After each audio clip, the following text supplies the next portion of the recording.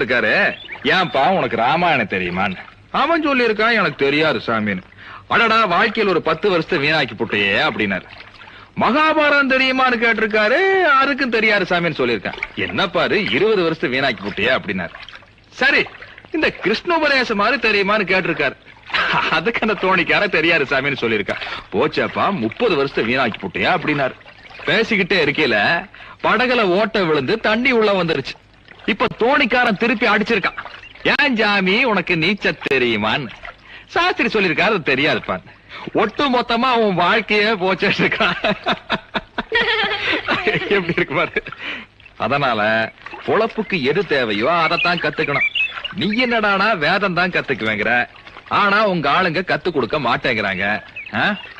உன்னை எப்படி கரை சேர்க்க போறன்னு தெரியலையே. அது வேற ஒண்ணும் இல்லப்பா, இந்த சுடுகாட்டு ஆலமரத்துல துருப்புடிச்ச ஆணி அடிச்ச மாதிரி நம்ம ஆளுங்க நெஞ்சில சாதிங்கிற ஆணிய ஆழமா அடிச்சு புட்டாங்க. அதான் இடைஞ்சல.